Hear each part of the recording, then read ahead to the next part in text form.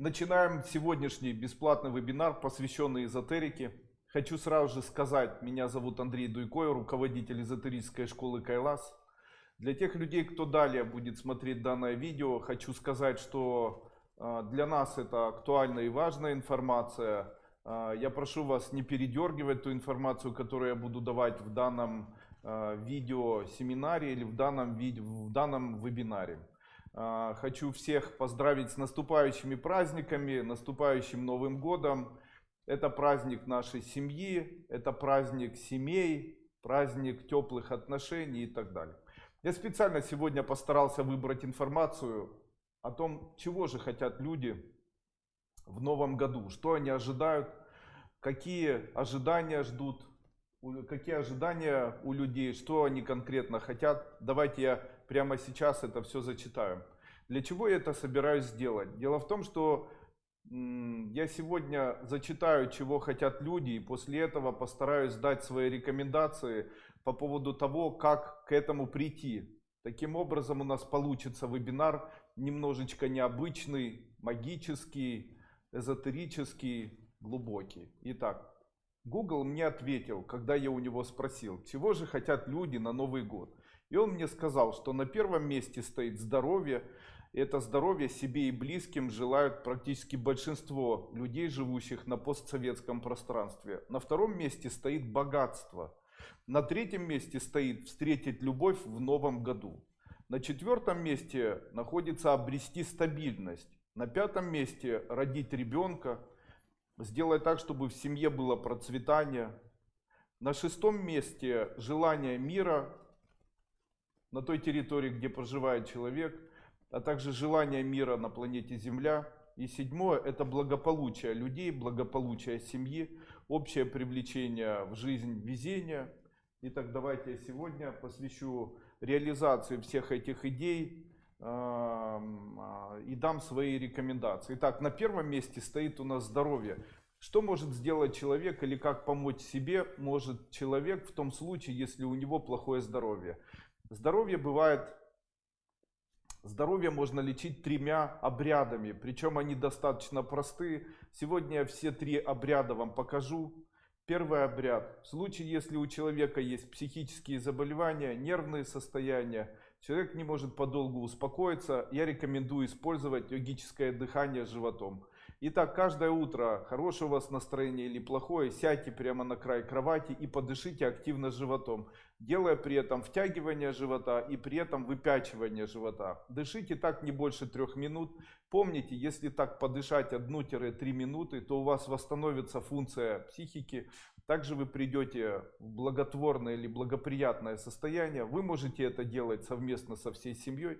Второе упражнение. Кланяйтесь в поясе. В случае, если человек кланяется в поясе, делая при этом вдохи и выдохом через грудь, то он вылечивает все заболевания нижней части тела, идущие от поджелудочной железы и ниже. Это проверенный метод. Я могу сказать, что данный метод, несмотря на всю его веселость, является одним из классических методов восстановления здоровья. Я могу сказать, что данный метод широко используется в наших христианских церквях. Когда люди приходят в христианскую церковь, если вы заметили, они постоянно кланяются или отдают поклоны. Также мы можем увидеть такие поклоны, когда человек практикует любые из азиатских видов религии. Такие же поклоны мы можем увидеть в буддийских направлениях, а также в исламе. Таким образом, что же обозначают такие поклоны? Такие поклоны, как ни странно, улучшают здоровье человека. Я рекомендую делать первое упражнение дыхания животом, которое восстанавливает все, что находится выше плечей. И кланяние или поклоны, или бить поклоны, рекомендую делать 1-3 минуты ежедневно. Так вы улучшите состояние своего организма от поджелудочной железы ниже. Третье. Обнимайте каждое утро близких. Это позволит вам передавать им тепло и здоровье в вашей жизни. Вы можете поддержать ваших близких, если будете их каждый день обнимать. Делайте это по утрам. Это наполнит вас хорошим количеством психической энергии. Четвертое. На вдохе представляйте, в мягком вдохе через нос или через рот, не обязательно делать это активно, представляете, будто в середине груди вы начинаете ощущать тепло. Данное тепло вылечит или излечит, или исцелит, правильнее говорит, заболевания поджелудочной железы, а также сердца, а также вашей груди. Итак, давайте я еще раз скажу решение того, чего хотят люди на Новый год. Они хотят здоровья себе и близким. Решить это можно при помощи 3 упражнений. Первое, дышите активно животом. Второе, делайте поклоны. И третье, представляйте, будто на мягком вдохе, когда вы отдыхаете, происходит наполнение вашей груди теплой энергией. Далее.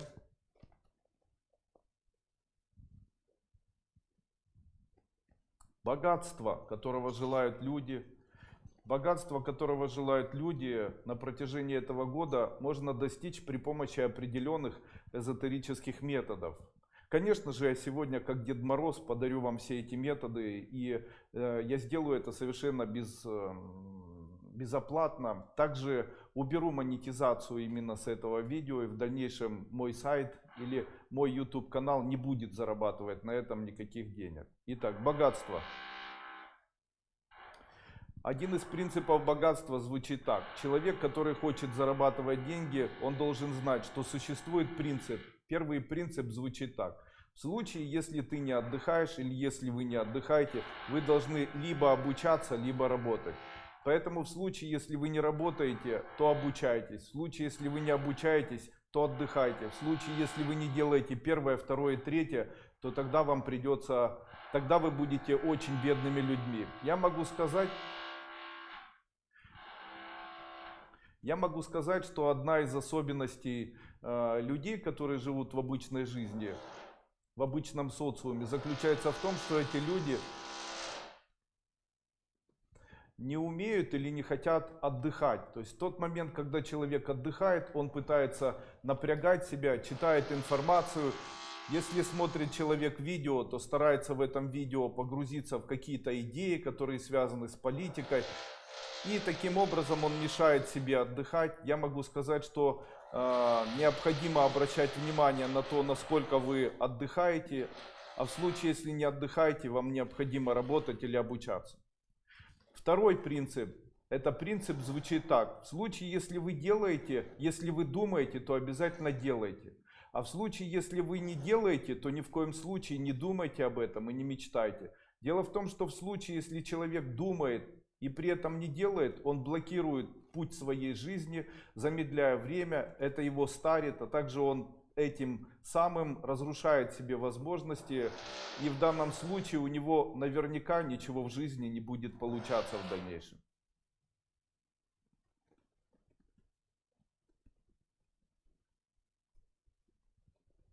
Давайте еще раз. Если вы что-то делаете, если вы о чем-то думаете и собираетесь что-то сделать, то обязательно начинайте это делать. В случае, если вы ничего не делаете, а начинаете думать об этом, то мой вам совет: ни в коем случае не думайте об этом. Третье. Мечтайте лежа. Тогда все в вашей жизни будет исполняться. В случае, если вы будете мечтать стоя или сидя, или с закрытыми глазами, знайте, ваши мечты исполняться не будут. Именно поэтому мой совет: мечтайте о деньгах или мечтайте о чем-либо и делайте это исключительно лежа. Четвертое. Один из самых главных принципов, который приведет вас к большому богатству, заключается в том, чтобы человек не переживал по поводу того, что он отдает деньги в момент расчета. Именно поэтому хочу вам сказать, что в тот момент, когда вы рассчитываетесь, не думайте ни до, ни во время, ни после о деньгах. В случае, если использовать данный метод и использовать его даже короткое время, то вы быстро выпутаетесь из своих проблем и долгов, и в дальнейшем иметь проблемы, связанные с деньгами, вы никогда больше не будете. Именно поэтому я хочу вам сказать: ни до, ни во время, ни после того, когда вы рассчитываетесь или отдаете деньги, не думайте о деньгах. Старайтесь максимально от этого отвлекаться. Вы будете восхищены тем, насколько быстро увеличится у вас материальное состояние.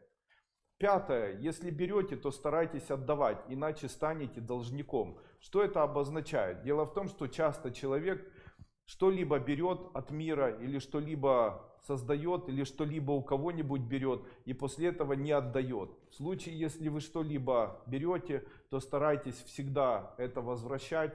Таким образом вы наладите материальное благополучие, включите поток денег. Я об этом дальше немного буду давать объяснения еще. Итак, давайте перечислим, что необходимо человеку для того, чтобы он пришел к состоянию богатства в новом году. Итак, первое, обучайтесь или работайте. Если не работаете, не обучайтесь, отдыхайте. Во время того, когда вы отдыхаете, не напрягайтесь. Отдых, он больше связан со сном, с отсутствием интеллектуальной нагрузки. Старайтесь во время вашего отдыха не обращать внимания на какую-то информацию, которую вас загружают масс-медиа. Второе, если думаете, то делайте. Если не делаете, то не думайте. Третье, мечтайте лежа, тогда все у вас исполнится. Четвертое, в тот момент, когда рассчитываетесь, не думайте о деньгах. В тот момент, когда вы отдали деньги, не думайте о деньгах. И в тот момент, когда вы уже рассчитались, после этого тоже не думайте о деньгах. Старайтесь сделать так, чтобы после момента расчета вас совершенно не беспокоил вопрос денег. Пятое. Если берете, старайтесь обязательно отдавать, иначе становитесь энергетическими должниками. Дальше. Как встретить свою любовь?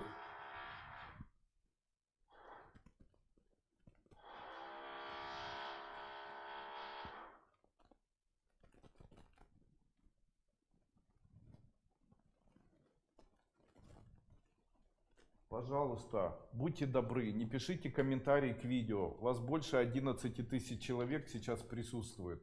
И то, что вы не можете сейчас видеть видео, это говорит о том, что вы очень загружаете канал.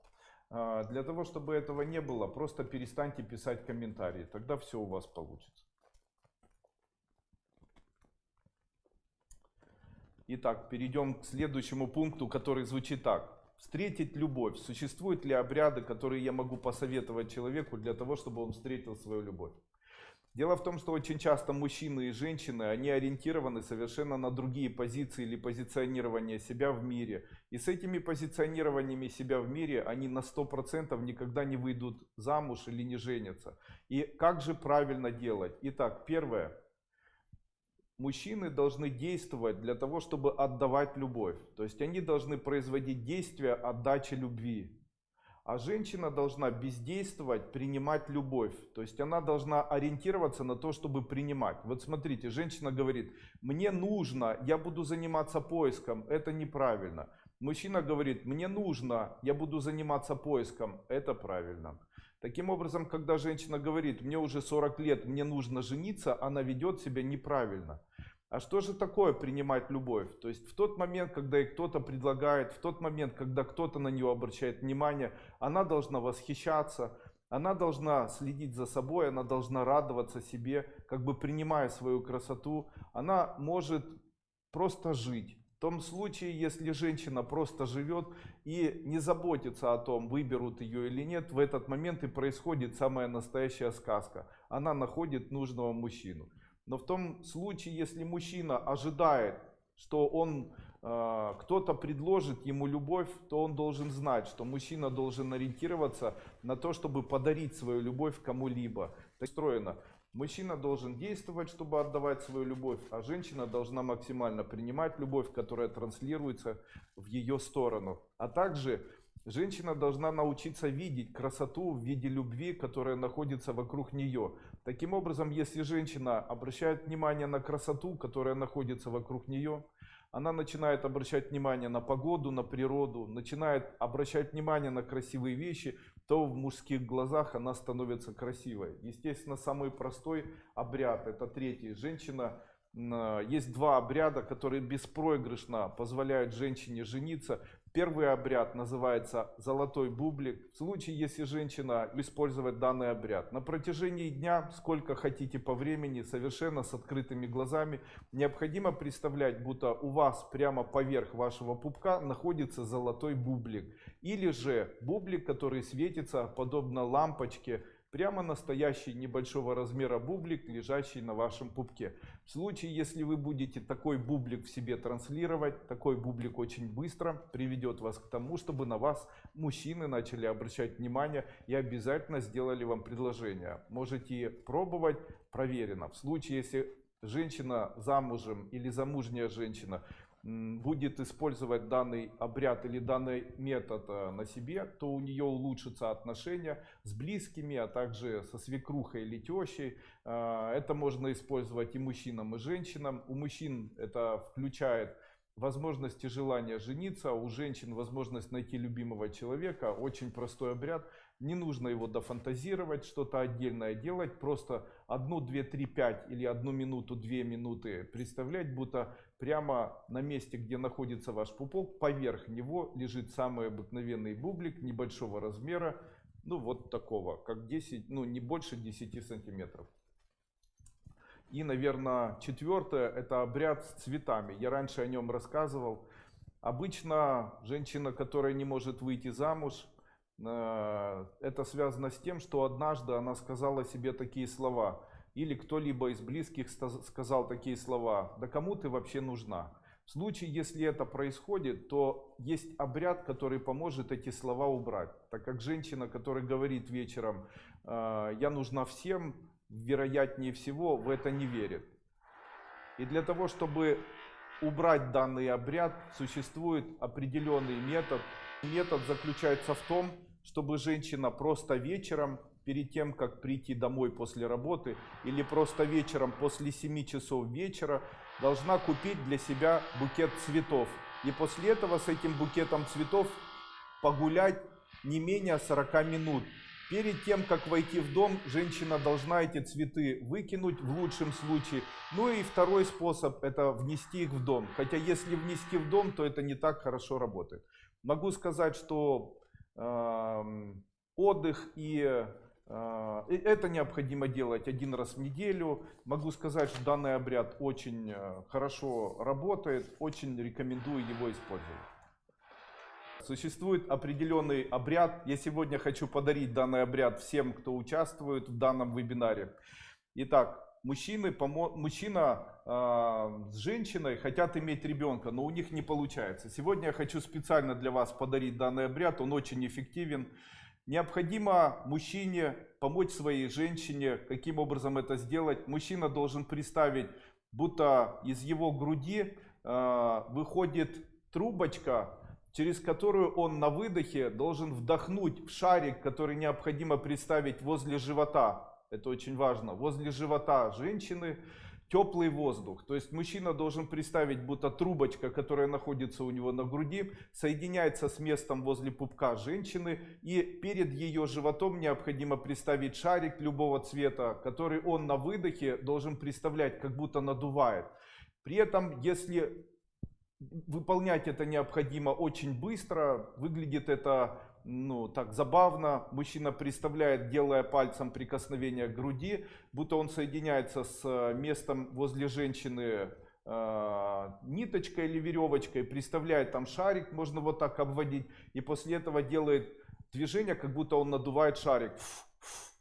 Когда шарик надулся, необходимо на слове раз, два, три представить, будто это шарик засветился в середине, как лампочка. После чего необходимо представить, будто в середине, там где шарик находится, появился ребенок. Ребенок должен выглядеть не сразу как новорожденный, а таким, как будто ему уже 1, 2 или 3 месяца. При этом необходимо после этого взять и соединить такой трубочкой у женщины, отрезать свою трубочку и у женщины соединить эту трубочку. Сейчас представить, что она... Ага, не так, ничего не нужно. Когда вы надули этот шарик и представили там ребеночка, необходимо это запечатать указательным пальцем и произнести Ом Ахум Хахохри с 3 сторон или с 4 сторон. После чего представить, что она кормит грудью младенца, и посмотреть пол. После этого и мужчину, вернее после этого эту женщину запечатать левой рукой и закрыть ее со всех сторон ваджарными скрещенными ваджрами, произнести при этом Ом Ахум Хахохрим. Таким образом выполняется обряд в 4 действия. Итак, что должен делать мужчина? Первое, представить, будто он трубочкой соединен с местом возле живота женщины, где он представляет шарик, после чего он мысленно с выдохом выдувает туда воздух, накачивая этот шарик.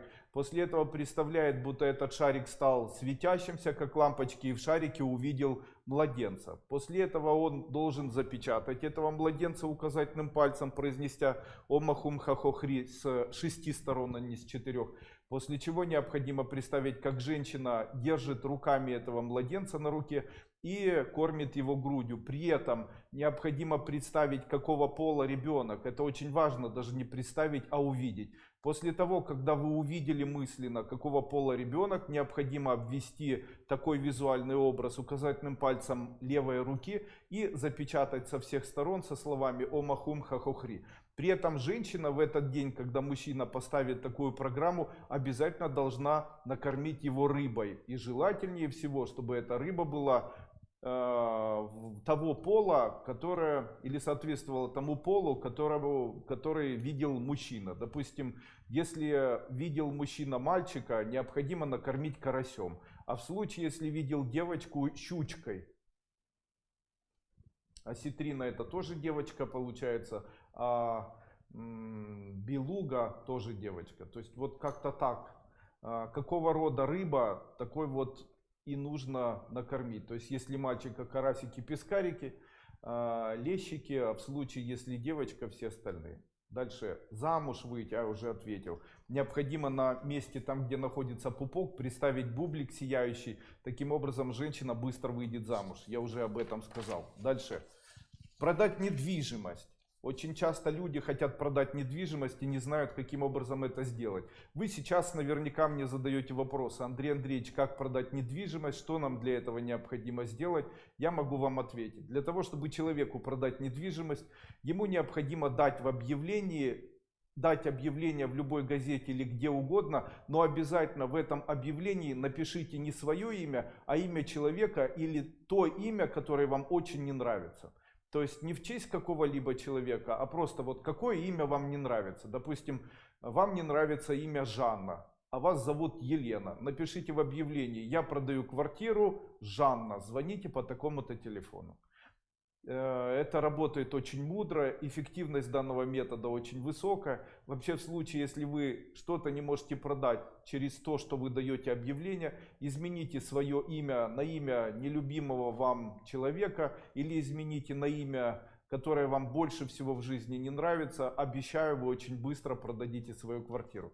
Помните этот обряд с ключами, который я раньше давал где-то в ступени? То есть в тот момент, когда человек не может продать машину или квартиру, он должен пройти мимо своей квартиры и положить ключи. И в тот момент, когда он как бы возвращается, вдруг находит эти ключи и говорит: ух ты ж, неужели чьи-то ключи? После этого заходит в квартиру и говорит: ух ты ж, какая квартира мне досталась. И дальше начинает ее хвалить. И какие красивые окна, и какой красивый подоконник, и какие красивые стекла и так далее. В случае, если он это делает, то в дальнейшем наверняка сможет продать свою квартиру.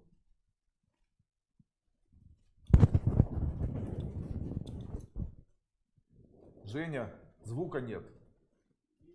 Есть звук. Сказали, звук есть. Итак, продать недвижимость сказал. Итак, следующее по пунктам: обрести стабильность в новом году. Я считаю, что семья является залогом стабильности в семье и залогом стабильности в бизнесе. Таким образом, проявляя чувства по отношению к тем людям, которые рядом с вами находятся, вы можете сделать свою жизнь стабильной.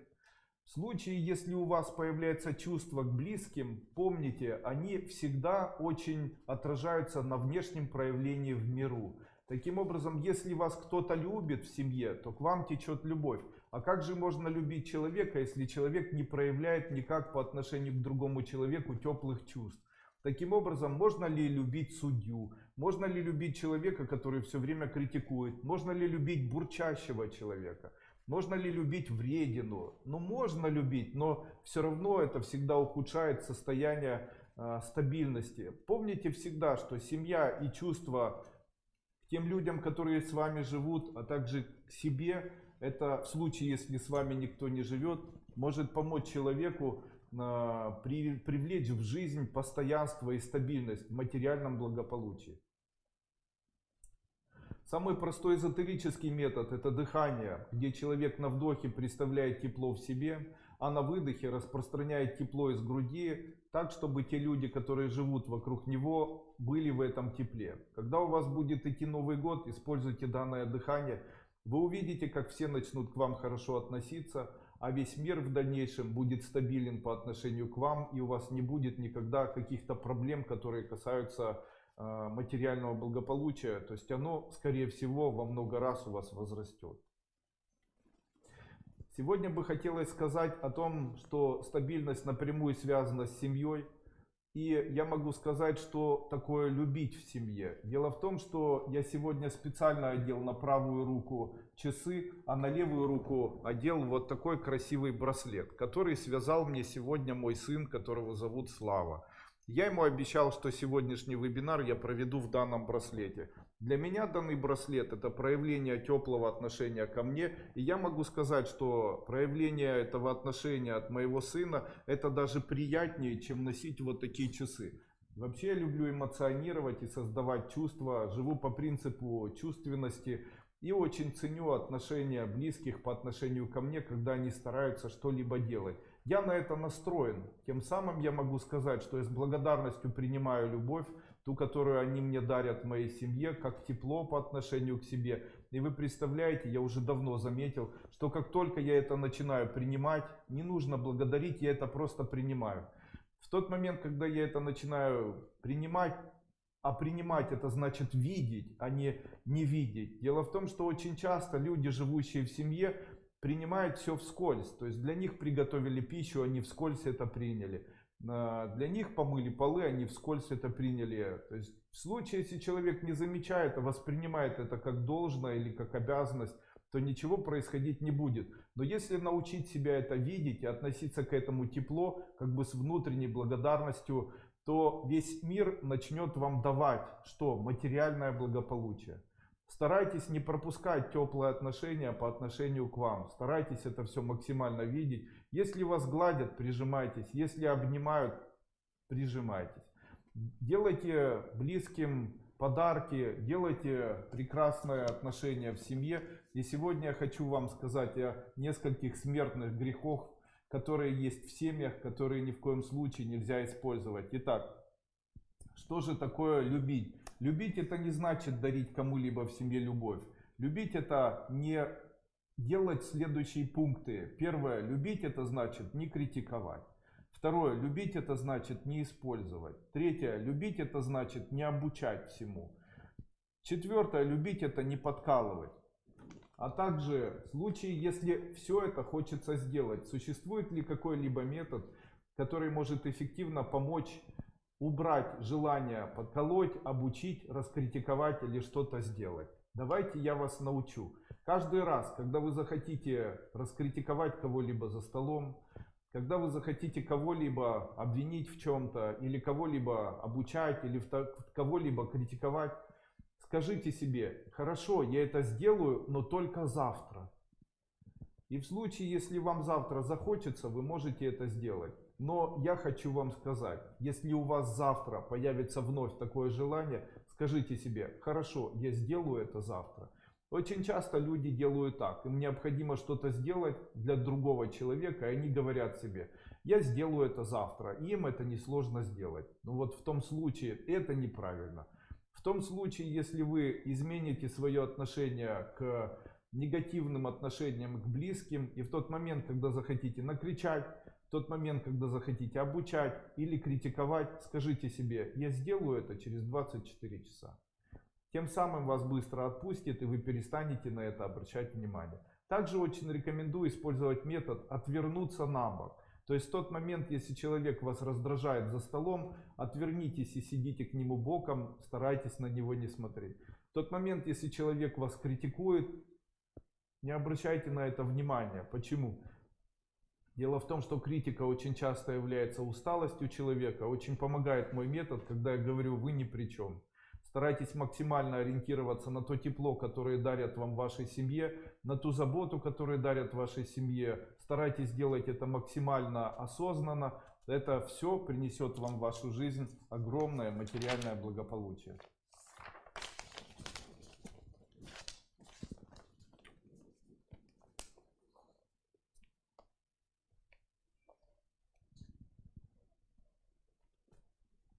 Ура, все налаживается.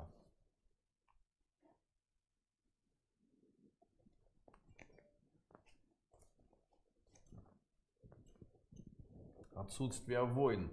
Очень многие хотят, чтобы не было больше войн никаких. К сожалению, это будет проходить на территории нашей земли и наших стран. Сегодня я буду делать предсказания. Это, скорее всего, будет в конце нашей программы. Можно ли каким-либо образом прекратить войны? Конечно, существует обряд.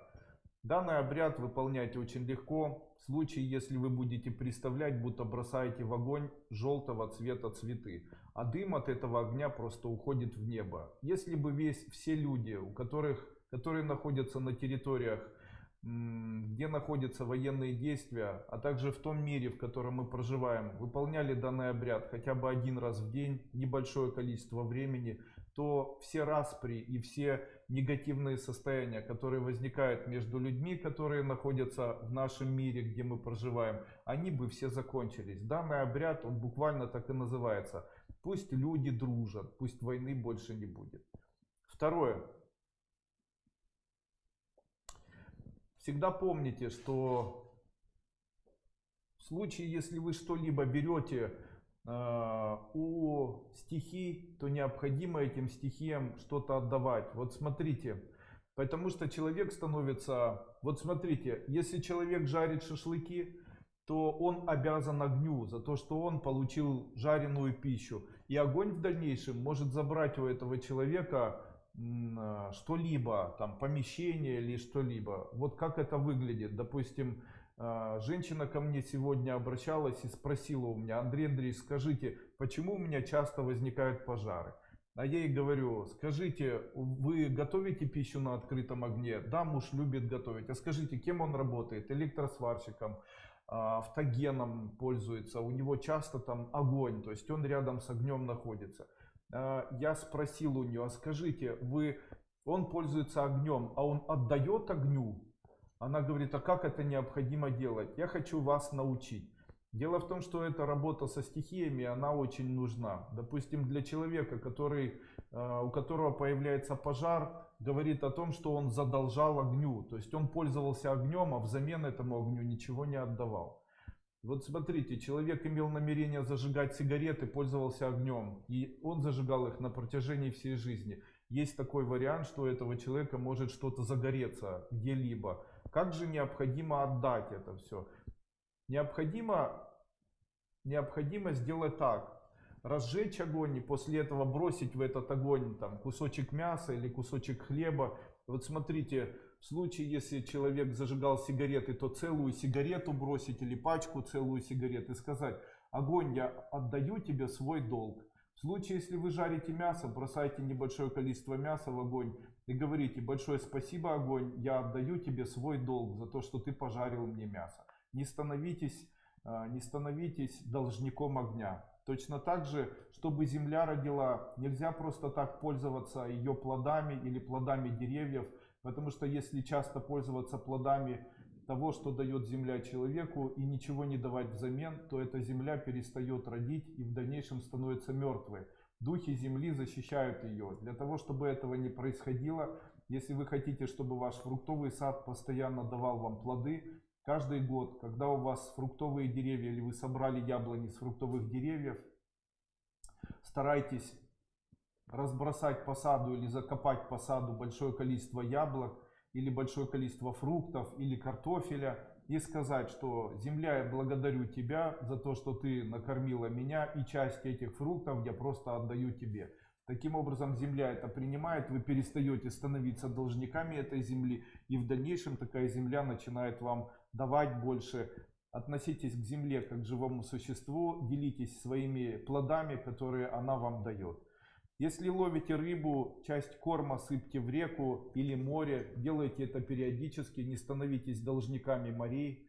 Так очень часто рыбаки, которые ловят рыбу, не отдают ничего взамен морю, а необходимо это делать. То есть часть рыбы необходимо приготовить и после этого в море выбросить. Таким образом, если так делать, то человек не становится дальнейшим должником этому морю, и элементы войн отсутствуют. Тем самым, в случае, если человек не должен ни огню, ни воде, ни земле. И в том случае, если человек не призывает голодных духов, а он их призывает, когда он ходит в церковь и молится представленным в церкви святым, молится мощам, которые являются элементами темного мира или элементами людей, которые уже умерли. Также в случае, если человек представляет огонь и периодически бросает в этот огонь мысленно желтые цветы, то войны в этом месте не будет и всегда будет мир, что в семье, что вокруг семьи и так далее. Благополучие.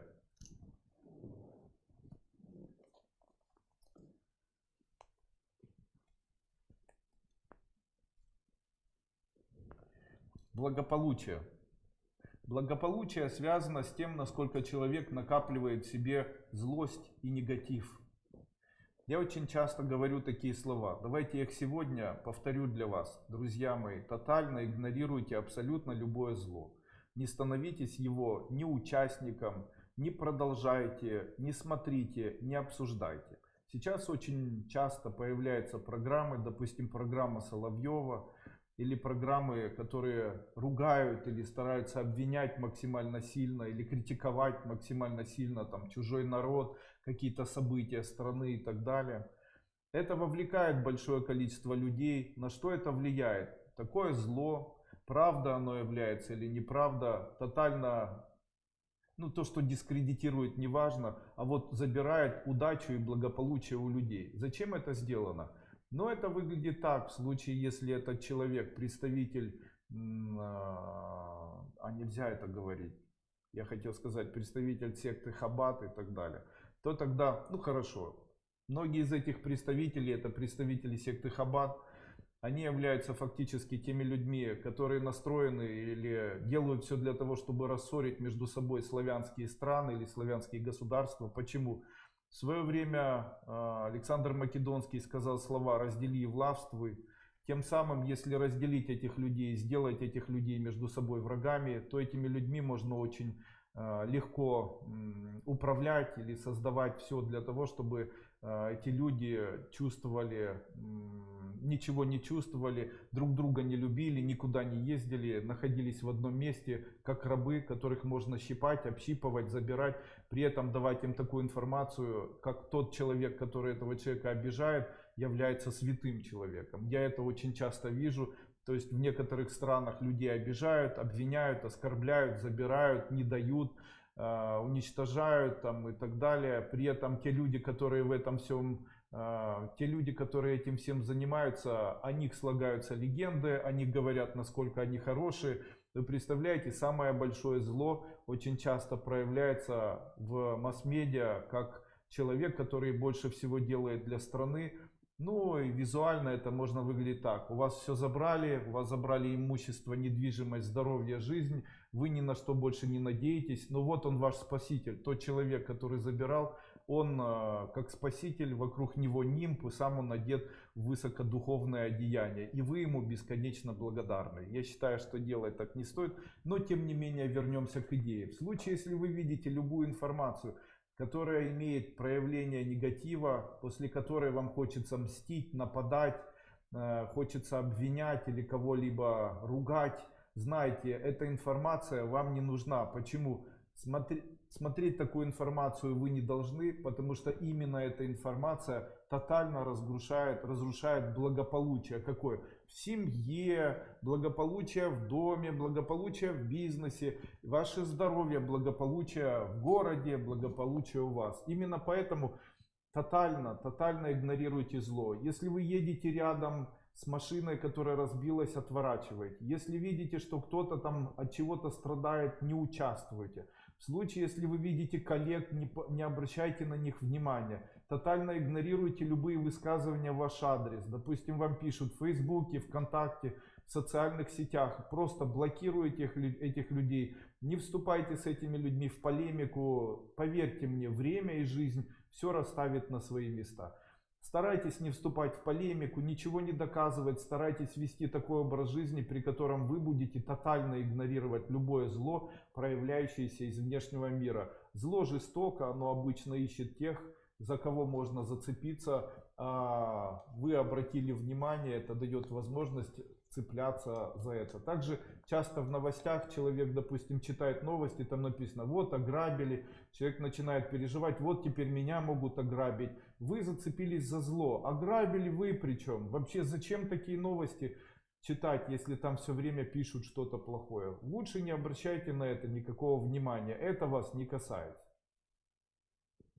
Для тех, кто является учеником школы, хочу еще раз напомнить. Обретение прибежища для учеников школы является в нашем направлении важным.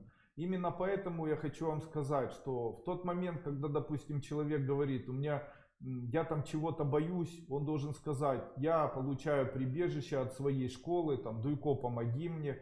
Или человек говорит: у меня ничего не получается зарабатывать, он говорит: Андрей Андреевич, помогите мне, школа Кайлас, помоги мне, и так далее. Тем самым он получает прибежище. И очень многие ученики пользуются этим. В случае, если у вас есть посвящение в первую ступень, обязательно это делайте.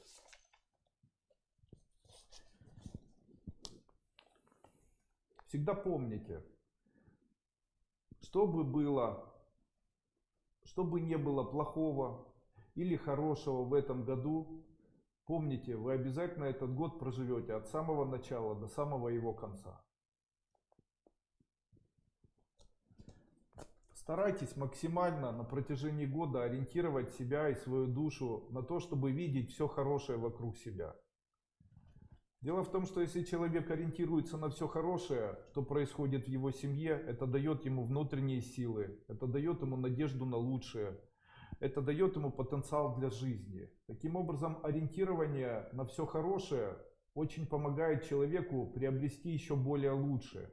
Как это выглядит? Смотрите, можно пропустить, что для вас кто-то сделал, можно видеть.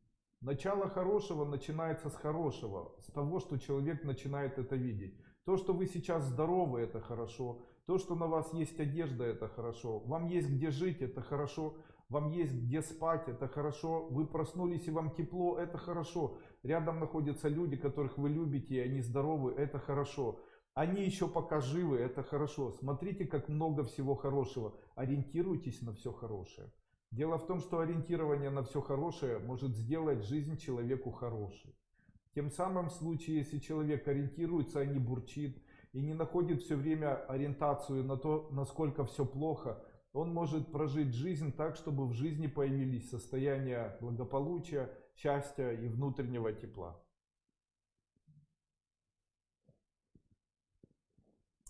Всегда помните, что бы вы ни делали в вашей жизни, старайтесь это делать максимально с душой, старайтесь максимально проявлять свою страсть.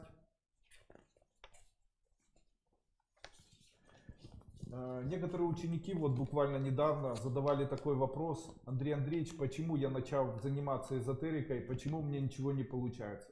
Скажите, почему я начала проходить или читать коды или заклинания, у меня начало ухудшаться состояние? Давайте я расскажу буквально для всех еще раз. Я противник того, чтобы человек начинал заниматься эзотерикой с 4-й ступени или с 5-й ступени, не пройдя 1-ю, 2-ю, 3-ю, 4-ю. Я сейчас объясню почему. Я вообще противник того, чтобы человек, не имеющий четкие задачи, посвятить свою жизнь или длительно посвятить свою жизнь тому, чтобы заниматься эзотерикой, вообще начинал прикасаться к эзотерике, к символам, к магии. С чем это связано? Дело в том, что у человека, у которого, допустим, такая вот ситуация или вот такой пример. У меня болит зуб, у меня появился кариес, и после этого его необходимо срочно лечить. То есть в случае, если в моем зубе дупло, я мечтаю о том, чтобы зуб был, как и раньше, хорошим.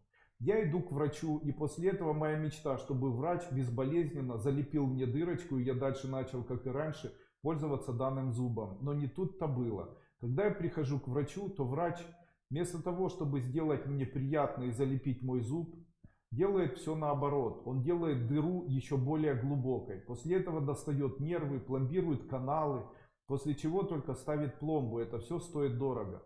А теперь давайте рассмотрим это все с позиции эзотерики. В тот момент, когда человек обращается к эзотерике, то он это делает как обращение к последней инстанции. То есть я все в жизни уже пробовал, все в жизни уже пробовал сделать, но осталась только эзотерика и надежда, что пусть это только получится.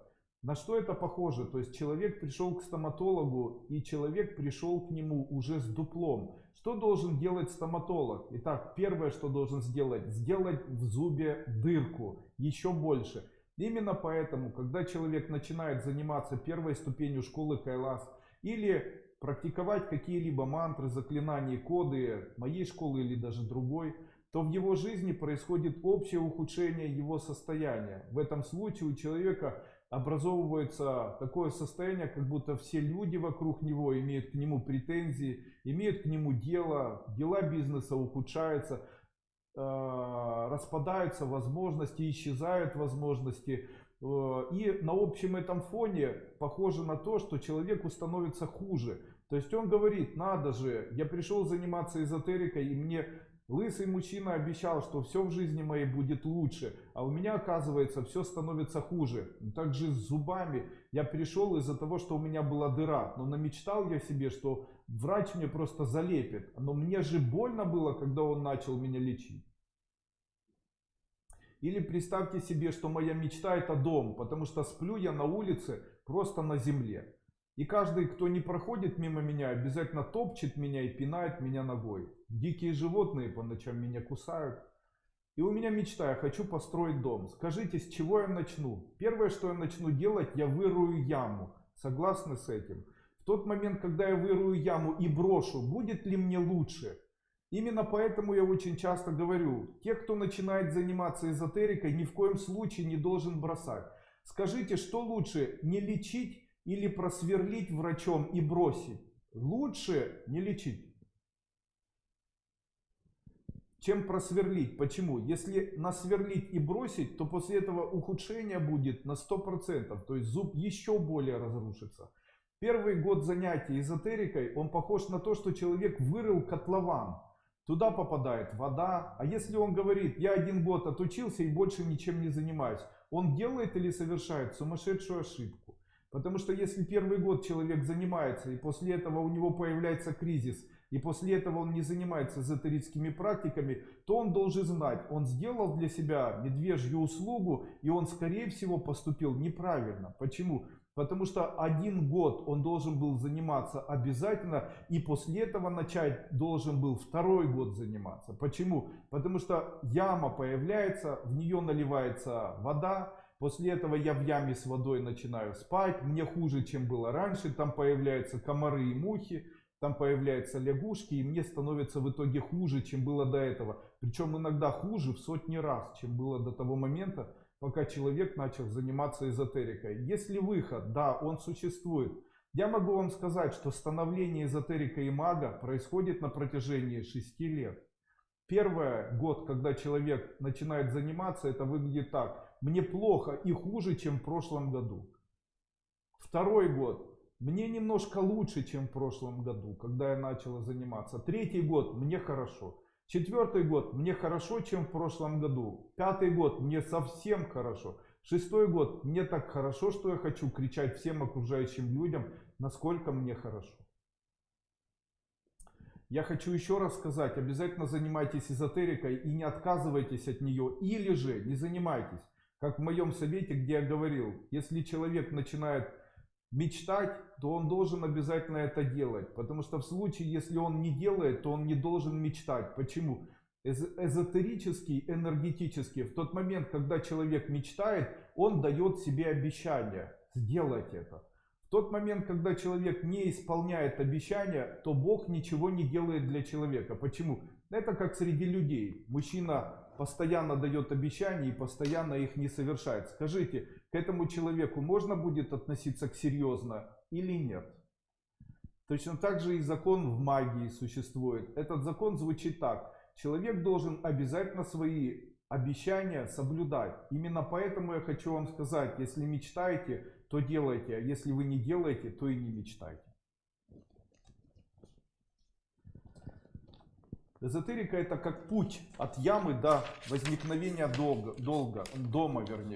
Путь от ямы до возникновения дома, он не быстрый. У обычного человека он занимает 6 лет. Почему 6 лет. Дело в том, что 6 лет или почему год необходимо человеку заниматься. Дело в том, что это связано с неким кармическим циклом. Обычно человек должен заниматься 1 год эзотерикой и только после этого переходить к более высоким классам эзотерики. Почему? Вы задайте вопрос, наверное, студентам нашей общеразвивающей школы и спросите, почему ребенок не может пойти сразу в 4 класс и почему именно год ребенок должен развиваться или проходить 1 курс образовательной программы, 2 курс, после этого там 4 класс, 5. Ведь ребенок обучается ровно год. Почему? Потому что лишь в течение года человек должен наработать рефлексы, после этого сделать выводы и после этого это усвоить. И обычно для того, чтобы это сделать, человеку необходимо аж целый год. Именно поэтому и эзотерикой необходимо заниматься от того момента, когда вы начинаете и вам плохо, и до того момента, когда вам будет совершенно хорошо, должно пройти 6 лет. Конечно же, могу сказать, что успешный эзотерик — это эзотерик, который прошел 6 лет образовательных программ, который 6 лет отработал мантры, медитации, практики, который свободно ориентируется в энергиях. Естественно, этот человек с легкостью начинает изменять судьбу себе и тем людям, которые рядом с ним находятся. Я считаю, что настоящее профессиональное изменение своей жизни, оно начинается спустя 4-5 лет после знакомства с моей школой. Ну и первые 3 года обычно я считаю такими достаточно тяжелыми.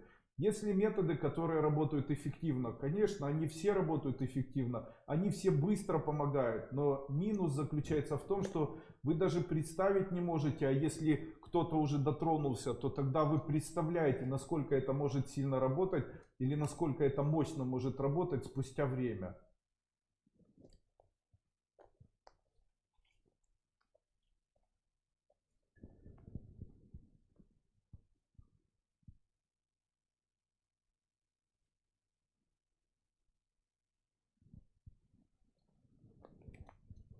Ухудшение здоровья может быть связано с началом занятий эзотерикой. Но эзотерика же дает очень большое количество методов, которые могут улучшить здоровье. Я сегодня давал эти методы. Каждое утро делайте дыхание животом, поклоны, каждое утро обнимайте близких и каждое утро, что я там говорил, ощущайте тепло в середине своей груди, как будто там чайник. Выполняя всего лишь эти 3 упражнения утром, в обед и вечером, вы очень быстро улучшите свое состояние здоровья. Сегодня я немножечко скажу еще вот о чем. Дело в том, что мир устроен по принципу звериности. Дело в том, что такая звериность, она необоснована и очень часто появляется у людей, которые говорят, что вот на работе все хорошо, а потом все озверели. Дома все хорошо, а потом все озверели. Или там жили, было все хорошо, а потом все озверели. Сегодня я немножечко расскажу об этой звериности и что сделать, чтобы препятствовать появлению вот такой вот звериности и негативному к себе отношению. Первое, чтобы выгнать звериность из дома, проявляйте нежность и поддержку к тем людям, которые живут к вам. Второе, чтобы выгнать звериность из мира, не сосредотачивайтесь в молодости на половых органах, а в старости на животе. Третье, молодость, она создана для того, чтобы человек мог вырастить в себе чувства и чувства в груди, а старость для увеличения осознанности и ума, и радости в голове. Я очень часто об этом говорю. Так много людей сосредотачивается на деньгах и половых удовольствиях, что элемент взращивания духовности такого человека уменьшается. И очень часто люди находятся на уровне звериности. Естественно, такая звериность мешает человеку сосредотачиваться, мешает человеку быть высокодуховным существом, изменять мир вокруг себя.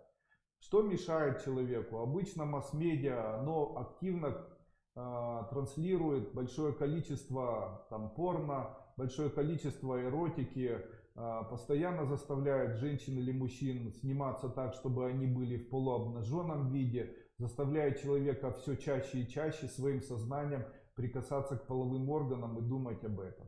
В случае, если человек постоянно это делает, то он живет как люди, которые будут вынуждены постоянно искать и ничего не находить. То есть это будут вечные поиски работы, Это будут вечные проблемы, связанные с деньгами, это будут вечные проблемы, которые связаны с недостаточностью материального благополучия.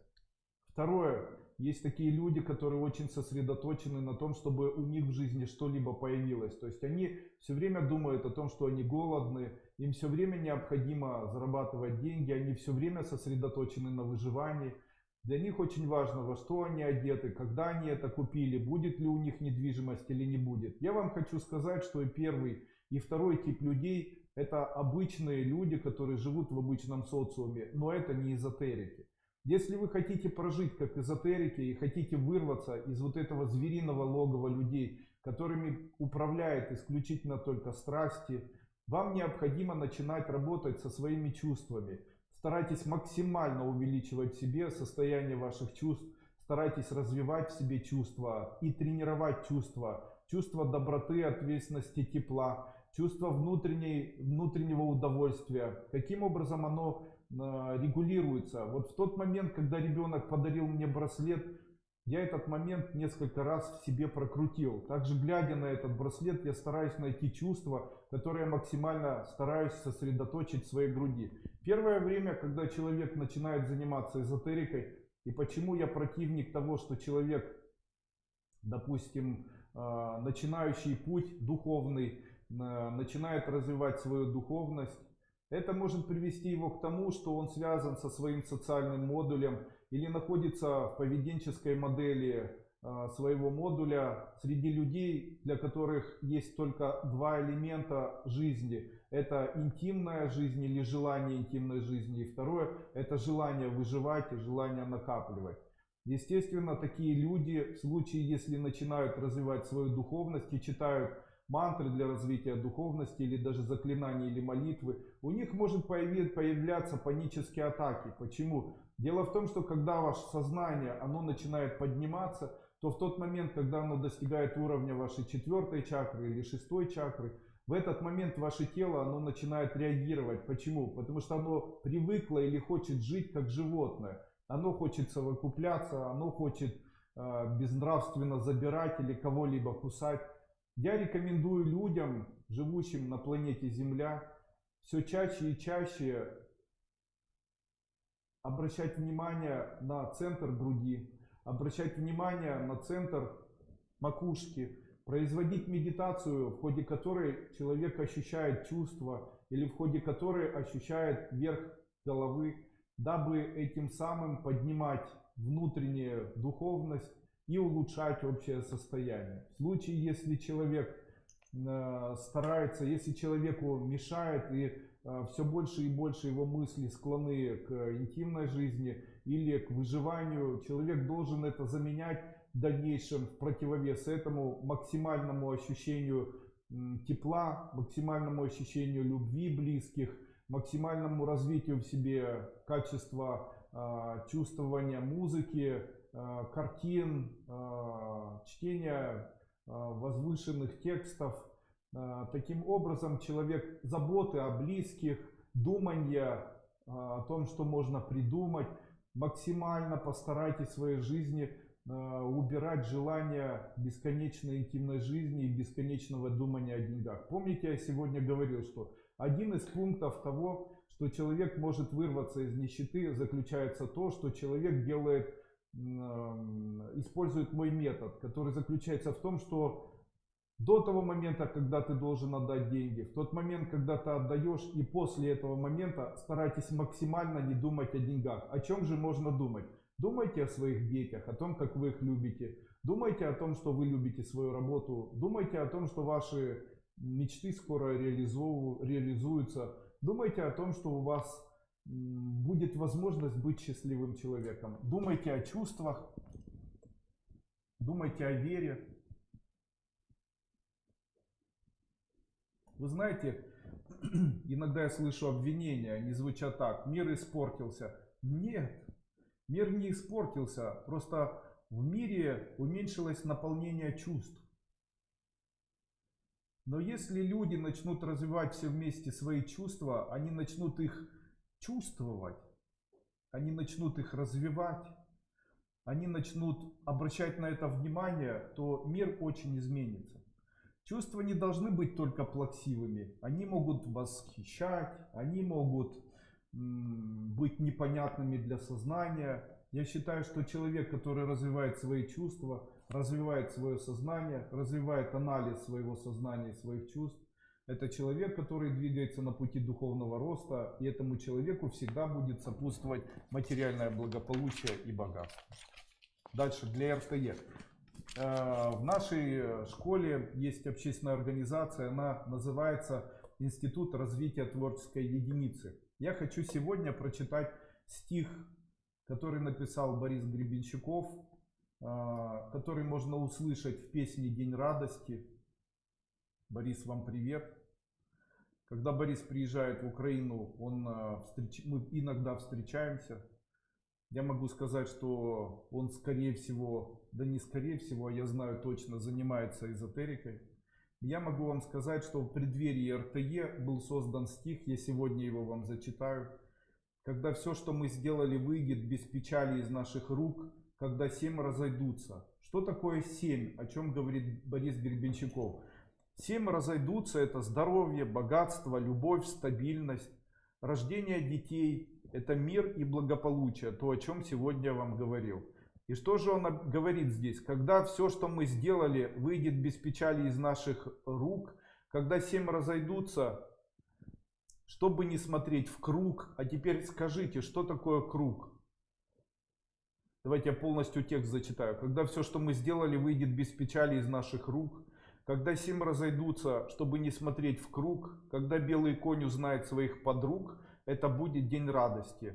Итак, когда все, что мы сделали, выйдет без печали из наших рук, когда 7 разойдутся, а 7 это здоровье, богатство, любовь, стабильность, семья, рождение детей, мир и благополучие, чтобы не смотреть круг. А круг — это то, что мы образовываем в нашем ИРТЕ все вместе.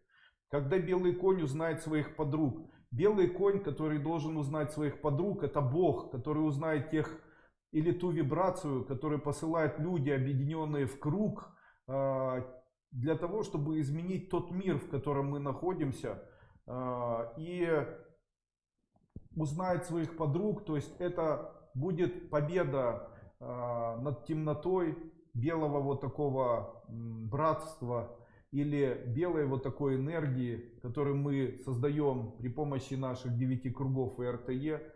Это будет день радости. Вы представляете, таким образом ИРТЕ уже предсказано, оно предсказано несколько лет назад в стихах, а также предсказано некоторыми людьми, а также это является концепцией, и мы ничего в этом всем не нарушаем, и это все ожидают. Когда все, что мы сделаем, выйдет без печали из наших рук, когда 7 разойдутся, это чтобы не, 7 разойдутся, чтобы не смотреть в круг, когда белый конь узнает своих подруг, это будет день радости. Таким образом, я могу сказать для тех, кто занимается РТЕ, что мы будем теми людьми, которые будут соратниками, героями, и мы будем теми людьми, которых Бог увидит. Дальше.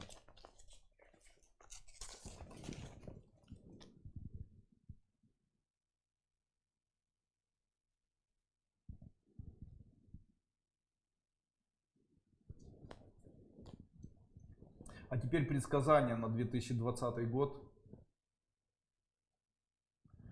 Самые несчастные люди этого года на постсоветском пространстве или ухудшение состояний, которые будут между странами. Итак, ухудшатся отношения между Польшей и Украиной. Опять или вновь между Украиной и Приднестровьем начнутся военные действия. Ухудшатся отношения между Белоруссией и Россией. Также очень заметно ухудшатся отношения между Украиной и Венгрией. Далее. В Италии сменят управляющую власть. Скорее всего, сменят президента или всю управляющую власть, чего не было до этого в Италии никогда. 2. В Америке будут жуткие ураганы и жуткие пожары в этом году. Также я могу сказать, что пожары в Москве, пожары в России продолжатся. Далее. В этом году в Финляндии объявят о выпуске нового топлива, что повлияет на стоимость курса доллара или курса золота, снизив их на несколько пунктов. Также могу сказать, что на протяжении всего следующего года Курс доллара будет изменяться, и он будет чуть-чуть на протяжении года уменьшиться, скорее всего, аж до 11 пунктов. Англия ухудшит финансовое равновесие, также практически полностью потеряет влияние на мировом рынке. Также королева Англии, скорее всего, в этом году или в следующем году, скорее всего, покинет эту бренную землю. Дальше. В Турции будет громкое и сильнейшее обвинение Эрдогана. В России вновь будут гореть леса, а в Украине, скорее всего, посадят Порошенко.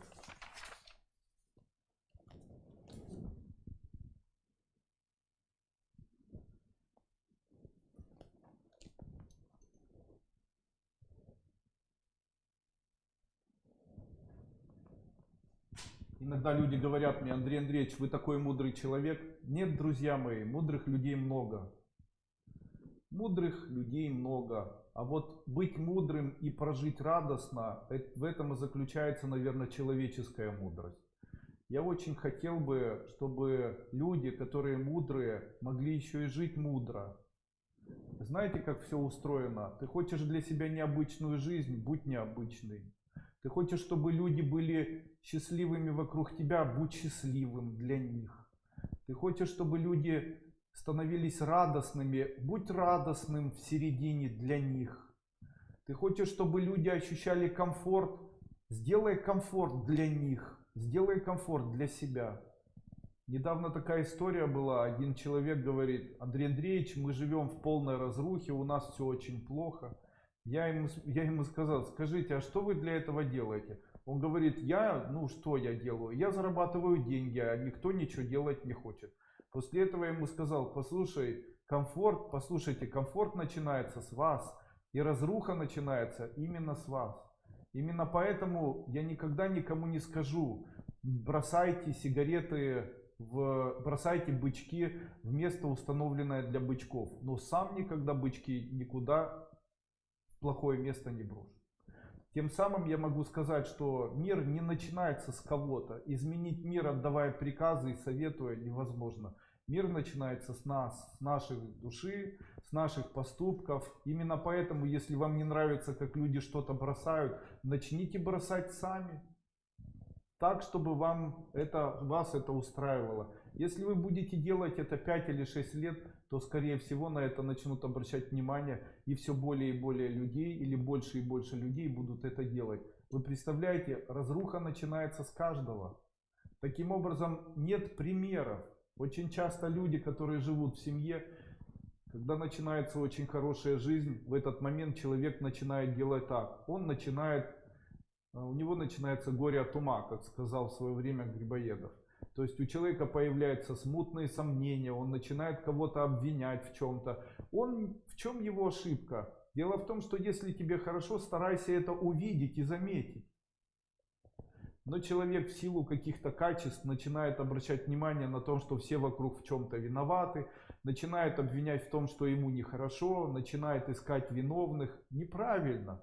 Дело в том, что есть смысл все-таки не искать виновных, а искать радость в своей жизни, а искать какое-то счастье в своей жизни, искать тепло и создавать при этом чувства. Вы представляете, как все необычно и легко работает.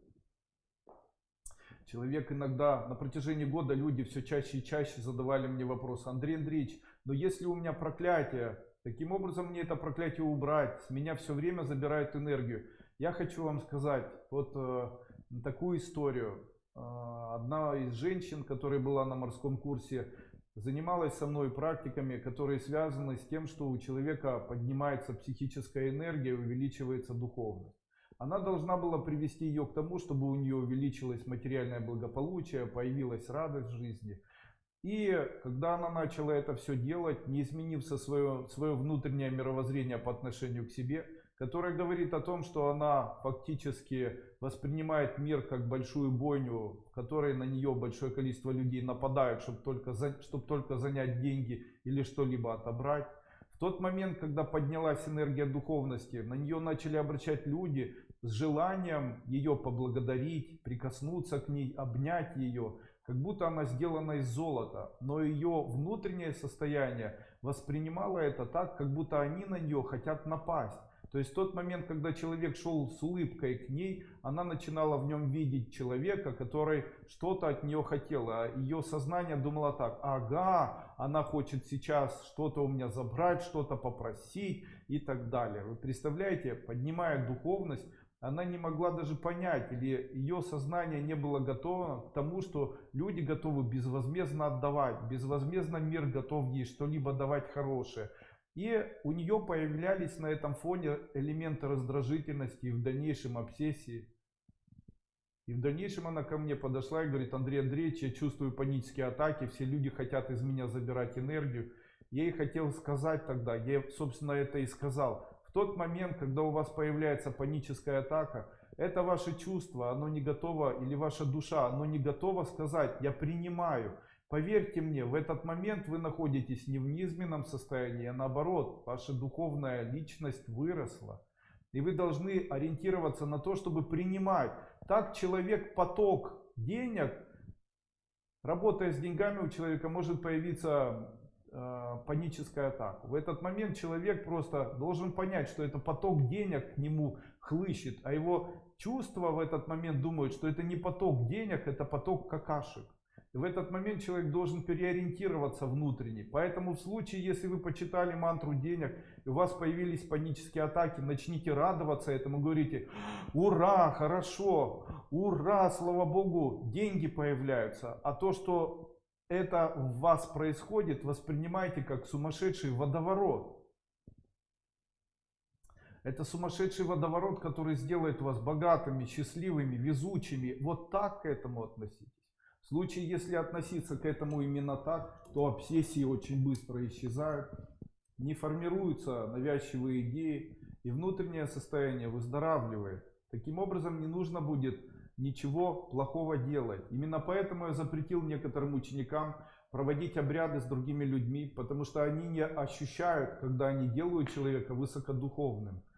Поворачивая вектор судьбы или изменяя судьбу, они двигаются на пути повышения у человека высокого духовного статуса, сознания и чувств. Тем самым ухудшают общее физическое состояние человека, который настроен на то, чтобы жить в обществе, которое борется за выживание, борется за кусок хлеба и за продолжение рода. Тем самым у человека не происходит духовного роста, и тем самым человек ухудшает общее состояние свое. Таким образом, в случае, если ко мне приходит не ученик школы, который не прошел ступени, и после этого я поверну ему вектор судьбы, как делает Галина Вовчок, то такой вектор судьбы может повысить у человека духовное состояние, при этом она начнет испытывать очень тяжелые состояния панических атак и депрессивных эпизодов.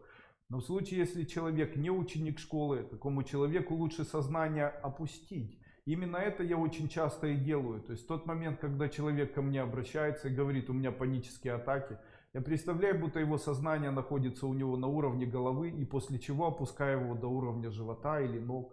И ставлю планку, представляете, а те огни, которые появляются, как рвущаяся наружу душа в виде огней из рук, пальцев, глаз и так далее, я это все тушу, для того, чтобы у человека не начинался духовный рост, который, видимо, при помощи молитв, мантр или даже иногда при помощи наркотиков человек стимулирует и начинает у себя поднимать. Таким образом, поставив все на место, человек приходит в норму. А у нас ученики школы наоборот делают, они начинают поднимать духовность человеку, чем делают для него еще хуже. Все связано с эзотерикой, все связано со становлением чувственности. Я считаю, что на первое место начинающий эзотерик должен ставить свои чувства. Он в этих чувствах должен формировать идею, от чего мне хорошо живется, от чего мне в жизни хорошо. Почему мне в жизни тепло и почему я радостен. Тем самым он должен находить не плохое, а должен ориентироваться на то, чтобы находить хорошее, слушать хорошую музыку. Если кто-то слушает плохую, радоваться от того, что этому человеку хорошо, и поддерживать максимально близко.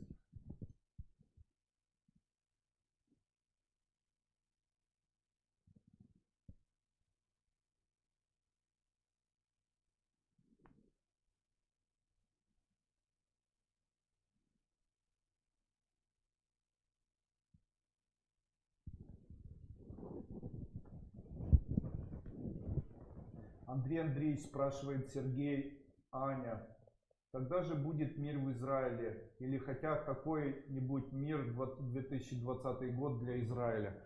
В Израиле мира не будет в ближайшие годы. Также будут неприятности, которые связаны с какими-то терактами, которые будут от Тель-Авива и вправо. То есть там будут, скорее всего, какие-то теракты. Скорее всего, да, сколько это будет длиться? Это будет длиться до 2024 года, когда будет принят особый закон, который в дальнейшем даст Израилю особый статус. Вообще я могу сказать, что мир, начиная с этого года, с марта месяца, очень изменился. Этот мир очень изменился в связи с тем, что весь мир отменил влияние газа и нефти на стоимость доллара, вновь привязав к стоимости доллара золото. После чего генерирующие страны, такие как, мы знаем какие, имеющие тотальное и крупное влияние, потеряли свое влияние и дальше его в той мере, в которой было, не смогут больше иметь.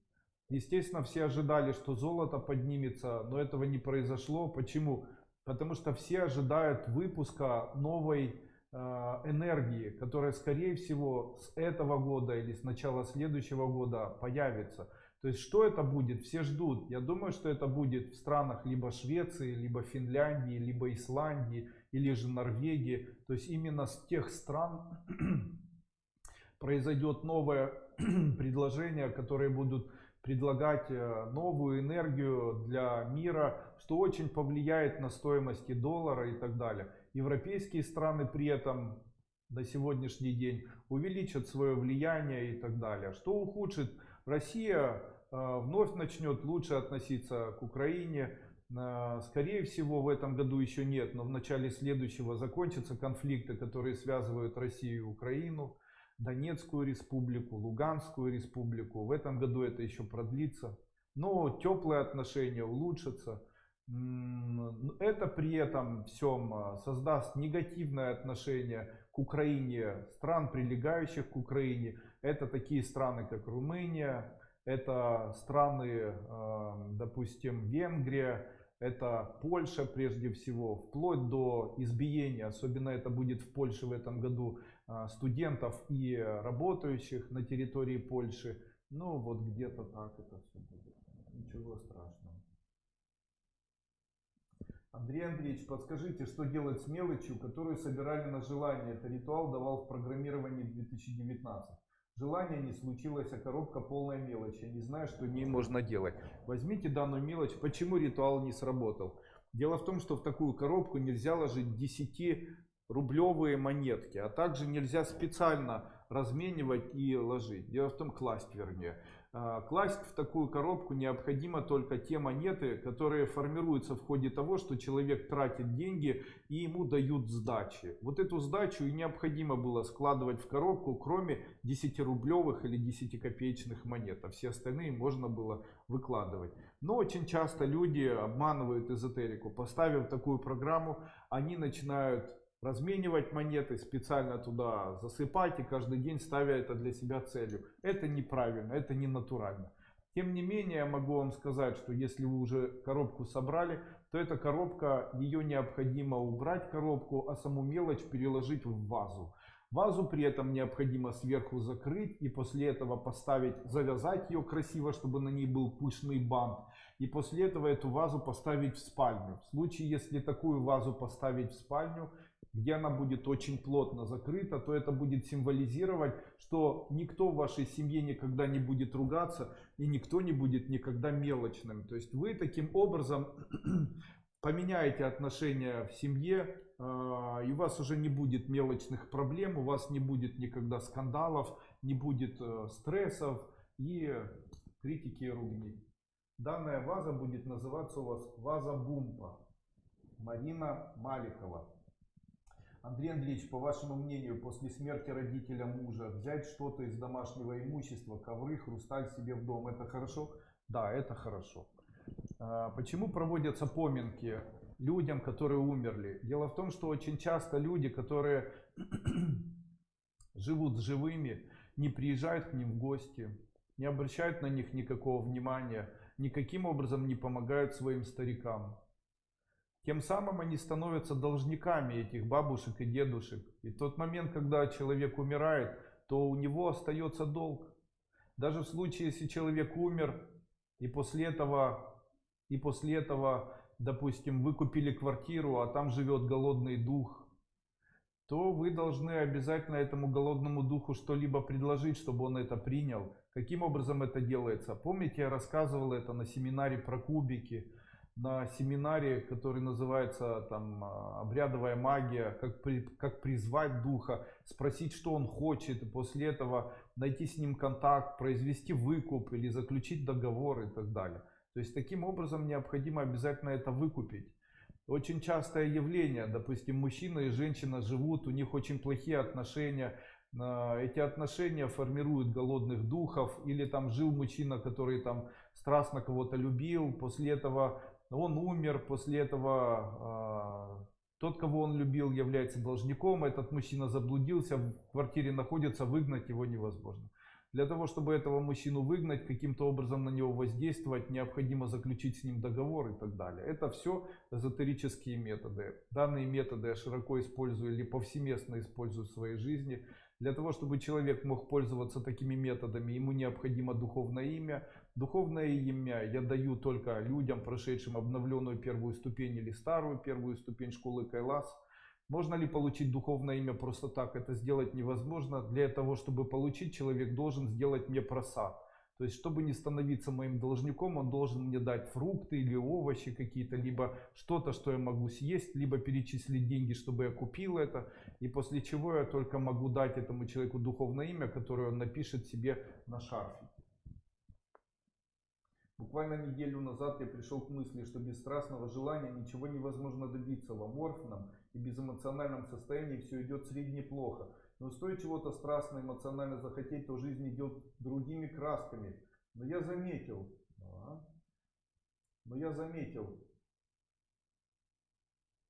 что моя удача стала как будто абсолютно противоположной. Происходящие такие события, которые кажутся вообще полным абсурдом до смешного. Скажите, я все правильно делаю или правильно я поменял отношение к жизни? Так должно происходить. Да, очень часто молодежь ориентируется на интимные факторы. То есть их возбуждает только интим, деньги.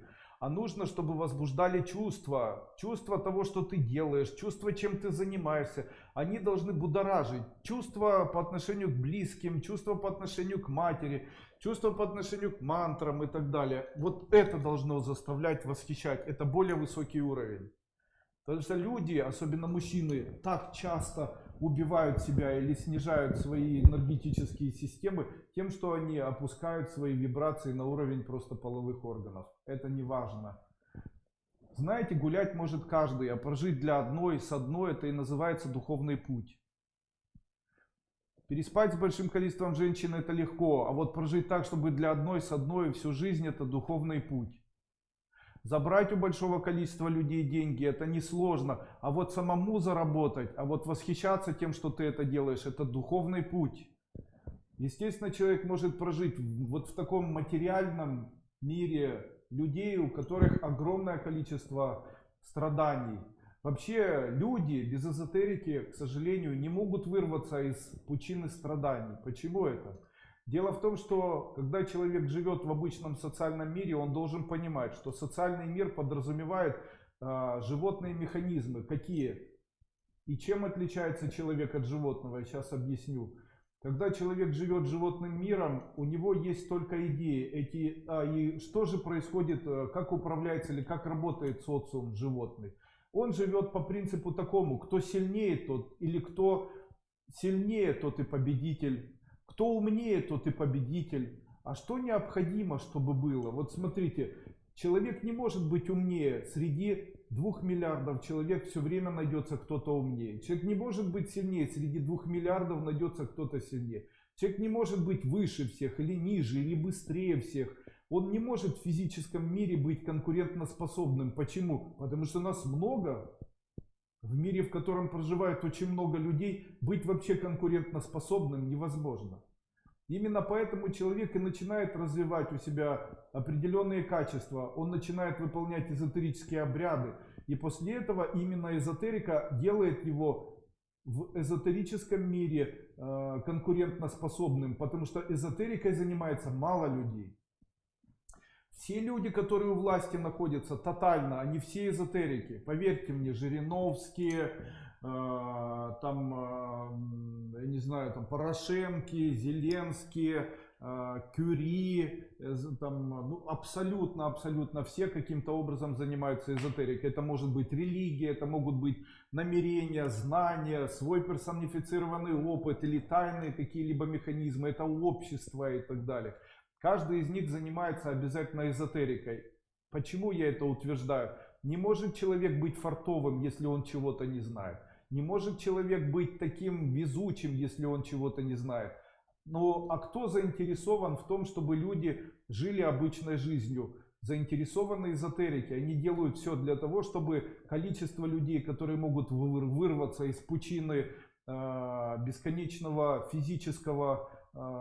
физической конкуренции, чтобы этих людей было как можно меньше. Именно они говорят все время: эзотерика это ерунда, вон верьте в медицину. Эзотерика это ерунда, вообще не надо вам никакая эзотерика, вон давайте лучше больше работайте, вам поможет там коучинг и так далее. Нет, сами-то они занимаются эзотерикой.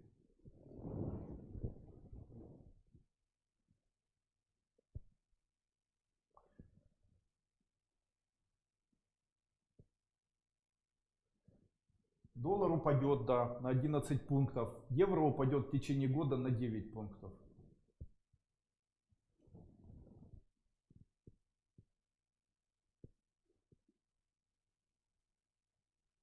А что же делает человека другим? Эзотерика начинается с чувств.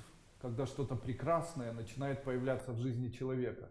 И он плавно начинает на это обращать внимание. Это начинается с самого себя. Все должно нравиться человеку, сам себе, потом окружающие люди. Почему говорят, надо благодарить? Там неправильный перевод. Не нужно никого благодарить. Нужно чувствовать, что для тебя кто-то что-то делает. Не надо говорить: ой, спасибо. Нужно: ой, как хорошо.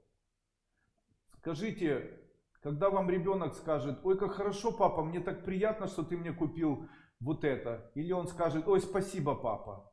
Скажите, от чего приятнее? От того, что человек скажет: мне хорошо от того, что ты мне это купил. Вот так это выглядит. А если он скажет: мне хорошо, что ты это купил, нужно ли вам говорить спасибо? Давайте я отвечу: не нужно, неинтересно получается. Именно поэтому, когда человек говорит: спасибо Бог тебе, то он говорит глупости. Почему? Скажите: ой, мне так хорошо. Я утром так говорю: ой, мне так хорошо, я проснулся. И так тепло лежать. И можно кого-то обнимать. И тот, кто лежит рядом, спасибо ему. И тот, кто рядом, такой надежный. Тот, кто рядом, такой родной. И я чувствую, что он родной, и что он надежный, и что он близкий. И все остальное чувствую. Понимаете? Многое, что можно сказать словами, невозможно сказать словами. Это просто внутренние чувства. С них начинает развиваться эзотерическая личность настоящего мага. Именно с этого. Делай что-то, делай страстью, которая у тебя клокочет и бурлит в твоей груди. А так мы ругаться умудряемся, а проявить какую-то страсть по отношению к какому-то делу не хотим. Мы только страстно кушаем. Андрей Андреевич, спасибо вам за ваши вебинары. Спасибо. С Новым годом. Андрей Андреевич, что в Чехии будет дальше? Будут у меня свой домик, буду жить где сейчас. Будете. А какой прогноз для Донбасса? Будут улучшения. Будут улучшения. Будут ли изменены те люди, которые сейчас у власти? В ЛНР нет, а в ДНР будут изменены люди, которые у власти. Улучшений не будет. Чем занимается, какой эзотерикой Путин? Вот задайте ему вопрос. Я могу сказать, что человек, который носит часы на правой стороне, на правой руке, обязательно занимается эзотерикой. Можете даже не сомневаться. Почему? потому что ручки складывает вот таким образом, потому что делает движения, которые знают только эзотерики, потому что вот так вот глаза опускает, таким образом влияя на человека или показывая ему свой характер. Потому что все это ощущается, когда начинаешь работать или общаться с теми людьми, которые являются властимущими. То есть вы, скорее всего, возможно, общались с кем-нибудь, но я могу сказать, что у каждого человека, который чего-либо или что-либо добился в жизни, у каждого этого человека при личной встрече с ним есть некое такое ощущение, как будто он тебя сканирует, как будто он знает немножко больше или как будто он видит немножечко вперед. Если это да.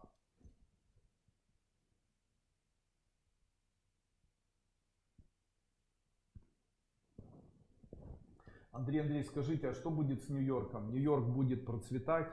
В этом году упадут ставки очередной раз на Нью-Йоркской бирже. Также я могу сказать, что до кризиса не дойдет. Также я могу сказать, что лето в этом году в Нью-Йорке будет тотально жарким.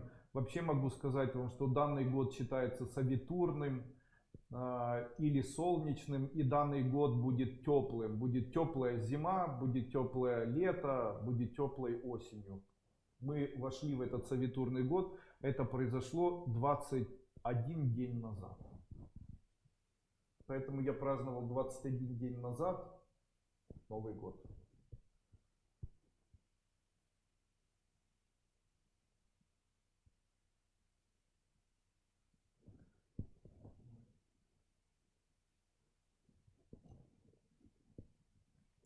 В Казахстане будет на праздник какой-то, который будет летом, поставят очень большую статую такую. Она будет либо в Астане, либо где-то в области, огромная. В Казахстане произойдут волнения в центре города Астана, наверное.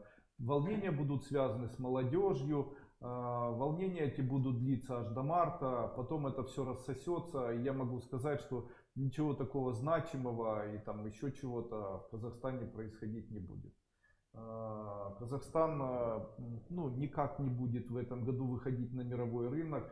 В Казахстане очень хорошо в дальнейшем будет развиваться идея развития совместного казахско-китайского предпринимательства. Очень много будет идти товаров через Казахстан в Украину, через Казахстан в Россию, через Казахстан в Белоруссию, и так далее. Казахстан при этом будет развивать свою транзитную способность и очень эффективно будет этим пользоваться.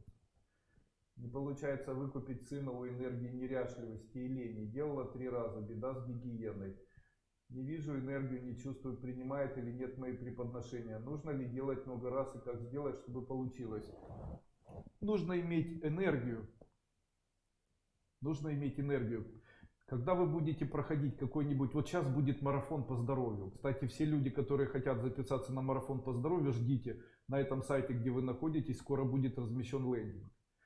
Марафон по здоровью будет связан с тем, что 3 часа утром и 3 часа вечером я буду заниматься целительством. Также впервые, я этого никогда не делал, впервые я буду работать с такими заболеваниями, как опухоль, старость, Альцгеймера, паркинсонизм, заболевания суставов, заболевания позвоночника. Также те люди, у которых нет энергии, отдельно я буду работать конкретно с энергией. Я вам обещаю, что эти 10 дней зарядят вас энергией, и у вас будет просто великолепное самочувствие на протяжении очень длительного времени. При этом вы можете смотреть перед телевизором одновременно, втроем, вчетвером, хоть десятером. Также обязательно я буду контактировать с каждым из людей, которые будут присутствовать. Людей будет немного. Также каждый человек, который будет находиться, получит от меня некий обряд и посвящение в энергию и целительство, а также в некую энергию, которая называется возможность работать вот с такими гневными духами. Конечно же, обрядовая магия сама по себе не работает. У человека должно быть за спиной хотя бы 4 ступени, хотя бы какой-то контакт со мной, так чтобы хотя бы интернет-контакт, я не знаю, еще какой-то. Вот во время нашего марафона будет возможность вот такого интернет-контакта, где я смогу вам напрямую дать лунк или передачу способностей общаться с духами и делать так, чтобы они вам подчинялись. Я Радомир, ученик еще бесплатной ступени. Скажите, пожалуйста, вот у меня с комплекцией все нормально. Мне как для похудения что нужно? Я вам сейчас объясню. Смотрите, самый простой метод быстро похудеть, он выглядит так.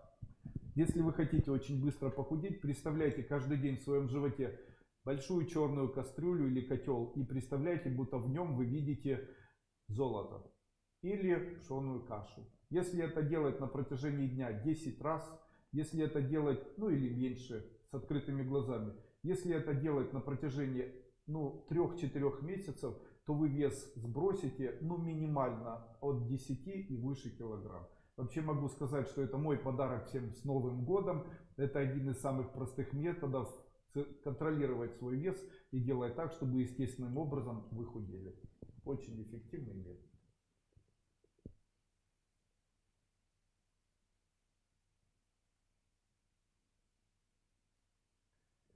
Андрей Андреевич, если можно, расскажите про тату. Какие можно набить на себя? Я очень рекомендую набивать на себя тату, которые имеют силу защиты. Какие это могут быть тату? Первое тату — это, конечно же, скрещенный ваджр. Человек, который наносит тату скрещенного ваджра на свое тело, он будет всегда защищен, а также его жизнь будет всегда обезопасен, его жизнь будет всегда подъема настроения. Также в случае, если вы приняли прибежище в магии и не собираетесь от нее отказываться, создайте для себя тату с надписью «Накх». Напишите «Накх» на английском языке, что будет обозначать на русском «колдун». Таким образом вы становитесь колдуном или становитесь тем человеком, которому подчиняются энергии ментальные, каузальные и так далее. Или вы идете по пути магов. Человек, который идет по пути магов, обязательно придет к сильнейшим или к величайшим достижениям в жизни.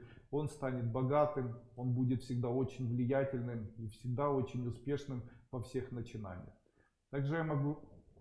Там женщина писала: Андрей Андреевич, что делать? Моя дочь хочет стать артисткой, я против этого. Я могу сказать, что делать. Дети, они рождены так, чтобы социум выбирал сам себе, что он хочет. Вы представляете, если большое количество детей собирается стать артистами, то после этого появится огромное количество блогов. А скажите, блогеры в Ютубе, вам интересно на них смотреть? Давайте я отвечу. Очень часто неинтересно. Почему? Потому что у них просто нет образования актерского. Именно поэтому, если человек получит образование актерское и после этого станет интернет-блогером в YouTube, то после этого он сможет на этом зарабатывать большие деньги, продавать что-либо или какой-либо материал для кого угодно, создавая фильмы, создавая свои блоги и так далее. Вы представляете? Поэтому, если они хотят обучаться этому, да, пожалуйста, пусть становятся артистами, певицами, да хоть все. Почему? Весь мир перешел сейчас в YouTube, все люди артисты. Весь мир хотел бы сейчас обратно вернуться и вместо инженерного обучения получить там IT-обучение или получить информационное обучение или стать хотя бы на крайний случай артистом каким-нибудь, чтобы можно было выступить перед камерой или выступить перед телевизором, записать это, сделать это в виде сценария и так далее. Добрый вечер, с Новым годом, спасибо. Киста бочки и боль в боку, от этого начала артрит, от тазобедренных суставов, а также мучает мигрень. Вы что думаете, это интересно сегодня на семинаре этом? Вы думаете, ваш вопрос может быть интересным?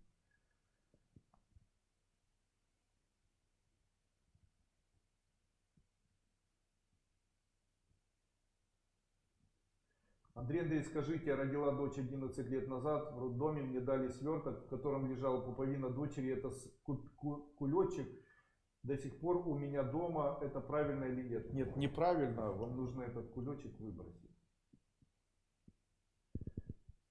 С Новым годом, скажите, можно ли повесить сразу несколько символов одновременно? Можно. Гадальных карт нет, это то, что выйдет первым, скорее всего, после Нового года. Это, скорее всего, будут гадальные карты, я с ними еще работаю. Итак, я желаю вам успехов в любви. Не переживайте. Новый год для эзотериков будет, как и старый Новый год, всегда хорошим. Всегда помните, все в ваших руках. Всегда обращайте внимание на теплые чувства, которые вы можете в себе культивировать и взрастить. Помните, что зло пристает только тем, кто обращает на него внимание, поэтому старательно его игнорируйте и тотально не воспринимайте. Старайтесь быть позитивными людьми, старайтесь видеть то, что дают для вас или делают для вас люди, которые находятся рядом. Старайтесь чувственно реализовывать себя, старайтесь как можно больше и харизматичнее, и более эмоциональнее проявлять себя в вашей работе. Старайтесь обучаться и отдыхать. Старайтесь выполнить мои рекомендации, которые я дал вам в этом году. И тогда ваш год будет однозначно 100% ярким, добрым и хорошим. Пусть все люди, которые... Последний метод звучит так. Как сделать так, чтобы дожить до следующего года и не умереть? Я хочу вам сказать. Если каждый вечер человек, который засыпает, мечтает о том, чтобы он увидел солнце, то тогда он обязательно на следующий день проснется. Именно поэтому, когда вы ложитесь спать, скажите: ух ты ж, скоро я увижу солнце, это будет завтра. И после этого ложитесь спать. До того момента, пока человек произносит эти слова, он будет жить и просыпаться на следующий день. И никогда в течение ночи не умрет. С вами был ваш Андрей Дуйко. До свидания. Не забудьте поставить комментарий к данному видео. Также распространить данное видео. Возможно, оно будет еще кому-либо интересно. Также обязательно данное видео сохраните и опубликуйте на своих страницах в социальных сетях. А также подписывайтесь на все новые видео. Я приготовил около 10 новых видео, которые опубликую с 1 по 8 января. Это новые видео, аудио и видео, клипы, которые я специально подготовил и собираюсь выпустить. Если вы хотите быть первыми, кто это может все увидеть, обязательно подписывайтесь на мой канал Андрей Дуйко официальный канал или официальный канал YouTube. И сможете получать от меня информацию. С вами был Андрей Дуйко. До свидания. Всех с Новым годом и Рождеством.